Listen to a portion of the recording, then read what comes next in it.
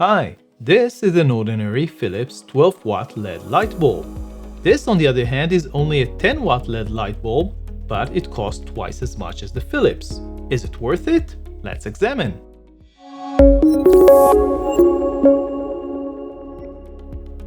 Before we go into the review, I would like to introduce Mitch from the UK, who will help us with some of the voiceovers for our videos and reviews. So here's to you, Mitch. Thanks, Ido. This review actually started from a simple need that we had in the studio. Besides our main lights, a set of 3 Lishuai high-power LEDs, we have a number of generic light fixtures in the ceiling. From time to time, we tend to forget to turn them off, which resulted in introducing some unwanted colors to our videos, which we had to fight in post. The simple way to fix this will be to turn off these lights, of course. But we do need them sometimes during the shoot, so we decided to see if we can find some high-CRI LED bulbs of the same color temperature that we can replace the ones we currently have in the ceiling. Searching online, we came across the UG website. This Chinese manufacturer focuses specifically on different types of high-CRI LEDs, including strips, COBs, tubes, as well as bulbs. After talking to the company, they were kind enough to send us a number of 10-watt E27 4000 Kelvin high-CRI bulbs for this comparison.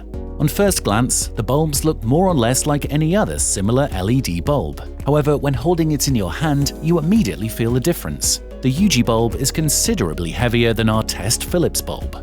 Putting the lights onto our weight reveals just how much heavier. The Philips only weighs 50 grams, while the UG is a whopping 156 grams, or more than 3 times as much. A closer look at the bulb reveals the reason for the extra weight. The UG has metal cooling fins inside the body, which you can sort of see when putting the bulb into the light. The Philips bulb has nothing of this sort, and when in use, the Philips gets extremely warm very quickly, while the UG stays almost completely cool to the touch. Heat can be an enemy of high-quality color reproduction, and so next we decided to test both bulbs using our Sekonic C700 spectrometer to see what we can get.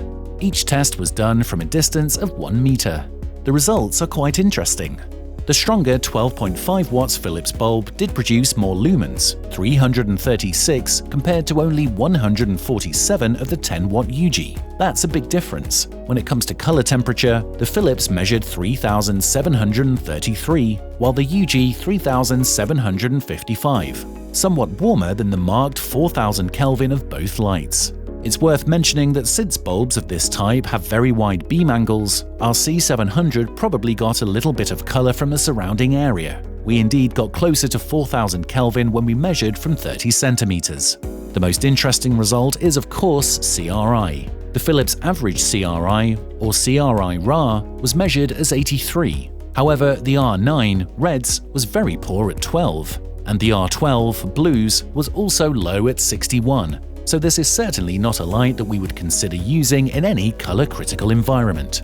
The UG bulb, on the other hand, produced spectacular results with an average CRI of 97.5 and an amazing R9 of 97.6. Really, the only score lower than 95 was the R12 with 75.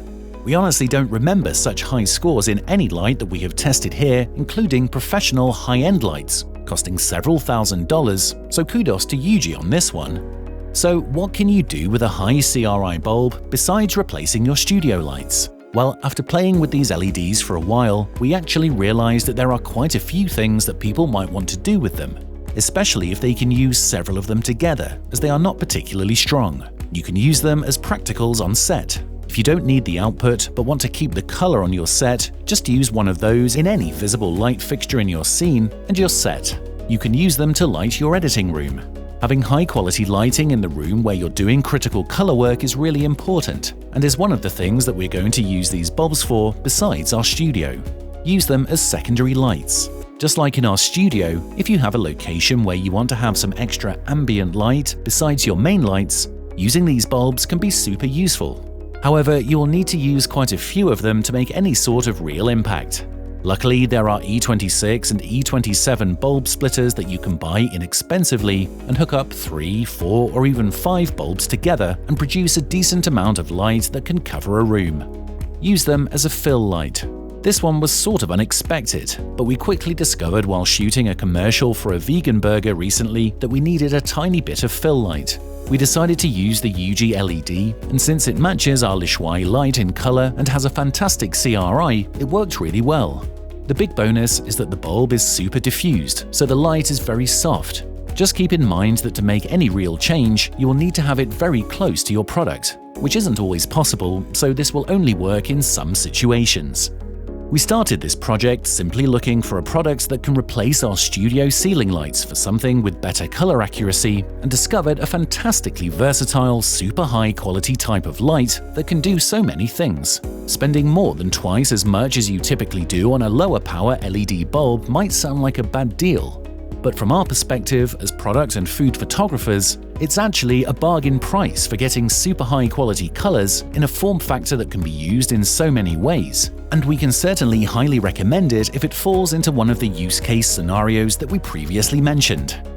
Back to you, Ido. So that was our look at High-CRI LED light bulbs. You can check out the full article with all of our test results on LensVid.com. Don't forget to subscribe to our YouTube channel to find more videos just like this. See you next time.